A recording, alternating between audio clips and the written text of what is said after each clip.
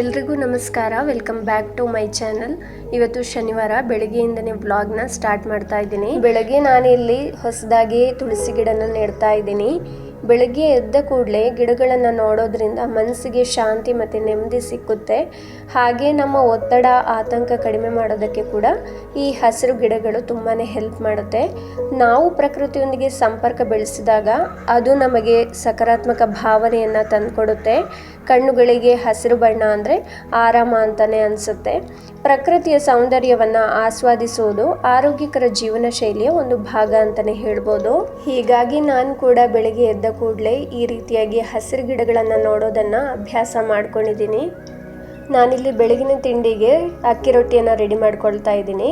ಈ ಅಕ್ಕಿ ರೊಟ್ಟಿಯನ್ನು ಸಕಲೇಶಪುರದಲ್ಲಿ ಅಂದರೆ ನಮ್ಮ ಊರಲ್ಲಿ ಅನ್ನವನ್ನು ಬಳಸ್ಕೊಂಡು ಮಾಡ್ತಾರೆ. ಅಂದರೆ ಇವಾಗ ರಾತ್ರಿ ಉಳಿದಿರುವಂತಹ ಅನ್ನಕ್ಕೆ ಸ್ವಲ್ಪ ಅಕ್ಕಿ ಹಿಟ್ಟು, ರುಚಿಗೆ ತಕ್ಕಷ್ಟು ಉಪ್ಪು, ಹಾಗೆ ಅಗತ್ಯಕ್ಕೆ ಬೇಕಾದಷ್ಟು ನೀರನ್ನು ಸೇರಿಸ್ಕೊಂಡು ಸ್ವಲ್ಪ ಗಟ್ಟಿಯಾಗಿ ಮುದ್ದೆ ಮಾಡಿಕೊಂಡು ಅದನ್ನು ಉಂಡೆ ಮಾಡಿ ಪ್ಲಾಸ್ಟಿಕ್ ಸಹಾಯದಿಂದ ಕೈಯಿಂದ ರೊಟ್ಟಿನ ತಟ್ಟಿ ಮಾಡ್ಕೊಳ್ಳೋದು. ಆಮೇಲೆ ಅದನ್ನು ಗ್ಯಾಸಲ್ಲಿ ತವದಲ್ಲಿ ಬೇಯಿಸ್ಕೊಳ್ಬೇಕು. ಊರಲ್ಲಿ ಬೆಂಕಿ ಒಲೆ ಇರೋದ್ರಿಂದ ಕೆಂಡದಲ್ಲಿ ಬೇಯಿಸಿ ಮಾಡ್ತಾರೆ.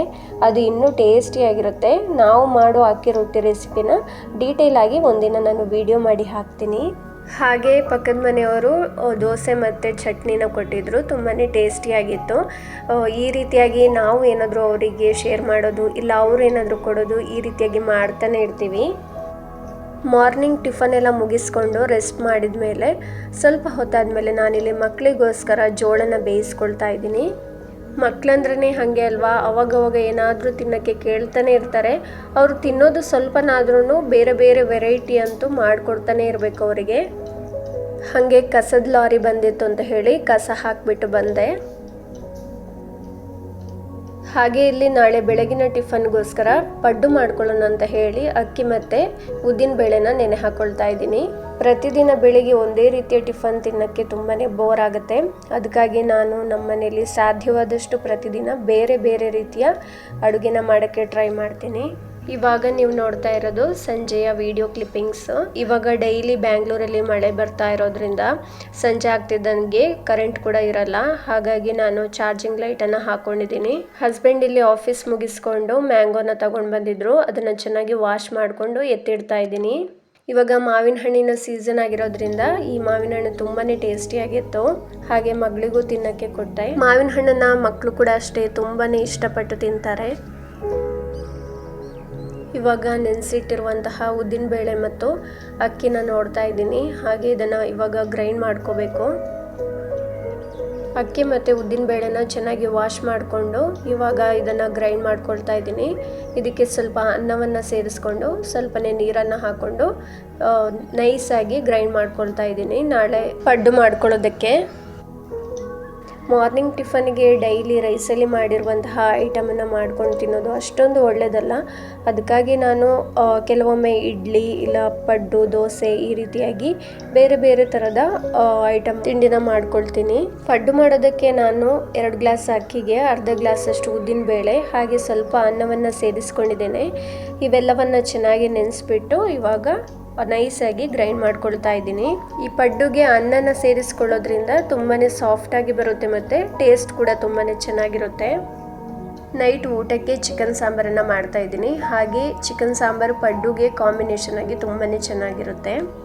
ಚಿಕನ್ ಸಾಂಬಾರನ್ನು ನಾನು ತುಂಬ ಸಿಂಪಲ್ಲಾಗಿ ಮಾಡ್ತಾ ಇದ್ದೀನಿ. ಯಾವುದೇ ಔಟ್ಸೈಡಿದು ಮಸಾಲ ಪದಾರ್ಥಗಳನ್ನು ಯೂಸ್ ಮಾಡದೆ.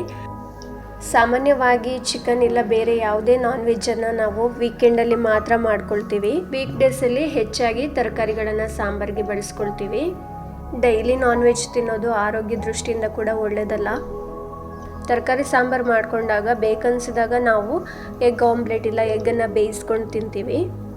ಚಿಕನ್ ಬೇಯಿಸ್ಕೊಳ್ಳೋದಕ್ಕೆ ನಾನಿಲ್ಲಿ ಒಗ್ಗರಣೆನ ರೆಡಿ ಮಾಡಿಕೊಂಡು ಅದಕ್ಕೆ ಕಟ್ ಮಾಡ್ಕೊಂಡಿರುವಂತಹ ಈರುಳ್ಳಿ, ಟೊಮೆಟೊನ ಸೇರಿಸ್ಕೊಂಡು ನೆಕ್ಸ್ಟ್ ಅದನ್ನು ಚೆನ್ನಾಗಿ ಫ್ರೈ ಮಾಡಿ ಅದಾದಮೇಲೆ ಸ್ವಲ್ಪ ಕರಿಬೇವು ಸೊಪ್ಪನ್ನು ಹಾಕ್ಕೊಂಡು ಚಿಕನ್ನ ಚೆನ್ನಾಗಿ ವಾಶ್ ಮಾಡಿ ಹಾಕ್ಕೊಳ್ತಾ ಇದ್ದೀನಿ. ಇವಾಗ ಅದನ್ನು ಬೇಯಿಸ್ಕೊಳ್ಳೋಣ. ಸ್ವಲ್ಪ ಉಪ್ಪು ಮತ್ತು ಟರ್ಮರಿಕನ್ನು ಸೇರಿಸ್ಕೊಂಡು ಮುಚ್ಚಳನ ಮುಚ್ಚಿ ಬೇಯಿಸ್ಕೊಳ್ತಾ ಇದ್ದೀನಿ. 15 ಮಿನಿಟ್ಸ್ ಆದಮೇಲೆ ಚಿಕನ್ ಬೆಂದಿದೆಯಾ ಇಲ್ವಾ ಅಂತ ಚೆಕ್ ಮಾಡಿಕೊಂಡೆ. ಚಿಕನ್ ಚೆನ್ನಾಗಿ ಬಾಯ್ಲ್ ಆಗಿತ್ತು. ಅದಕ್ಕೆ ಇವಾಗ ಮಸಾಲ ಪದಾರ್ಥಗಳನ್ನು ಆ್ಯಡ್ ಮಾಡ್ತಾ ಇದ್ದೀನಿ. ಅಂದರೆ ಮನೆಯಲ್ಲೇ ಮಾಡಿರುವಂತಹ ಹೋಮ್ ಮೇಡ್ ಮಸಾಲೆಗಳನ್ನು ಹಾಕ್ಕೊಳ್ತಾ ಇದ್ದೀನಿ. ಚಿಲ್ಲಿ ಪೌಡರ್, ಕೊತ್ತಂಬರಿ, ಜೀರಿಗೆ ಪೌಡರ್, ಹಾಗೆ ರುಚಿಗೆ ತಕ್ಕಷ್ಟು ಉಪ್ಪು, ಹುಳಿನ ಸೇರಿಸ್ಕೊಂಡು ಮಿಕ್ಸ್ ಮಾಡ್ಕೊಳ್ತಾ ಇದ್ದೀನಿ. ಇದಕ್ಕೆ ನಾನು ಮಸಾಲೆನ ರುಬ್ಬಿ ರೆಡಿ ಮಾಡ್ಕೊಂಡು ಹಾಕ್ಕೊಳ್ತಾ ಇಲ್ಲ, ಹಾಗೆ ತುಂಬ ಸಿಂಪಲ್ ಆಗಿ ಮಾಡ್ತಾ ಇದ್ದೀನಿ. ಇದು ಮಾಡೋದು ತುಂಬ ಸಿಂಪಲ್ ಆದ್ರೂ ಇದರ ಟೇಸ್ಟ್ ಮಾತ್ರ ತುಂಬಾ ಚೆನ್ನಾಗಿರುತ್ತೆ. ಇಡ್ಲಿ, ದೋಸೆ, ಚಪಾತಿ, ರೈಸ್ ಎಲ್ಲದಕ್ಕೂ ಇದು ಸೂಪರ್ ಕಾಂಬಿನೇಷನ್ ಅಂತಲೇ ಹೇಳ್ಬೋದು. ಮಸಾಲ ಪೌಡ್ರನ್ನ ಹಾಕಿದ ಮೇಲೆ ಸ್ವಲ್ಪ ನೀರನ್ನು ಸೇರಿಸ್ಕೊಂಡು ಇದನ್ನು ಸ್ವಲ್ಪ ಹೊತ್ತು ಚೆನ್ನಾಗಿ ಕುದಿಸ್ಕೊಳ್ಬೇಕು.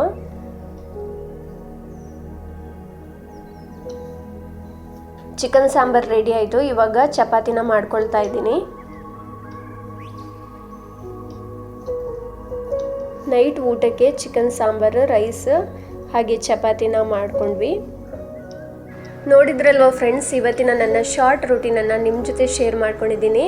ಇದಾಗಿತ್ತು ಇವತ್ತಿನ ವಿಡಿಯೋ. ನೆಕ್ಸ್ಟ್ ವಿಡಿಯೋದಲ್ಲಿ ಮತ್ತೆ ಸಿಗ್ತೀನಿ. ಅಲ್ಲಿವರೆಗೂ ಎಲ್ರಿಗೂ ಶುಭರಾತ್ರಿ. Take care. ಬಾಯ್.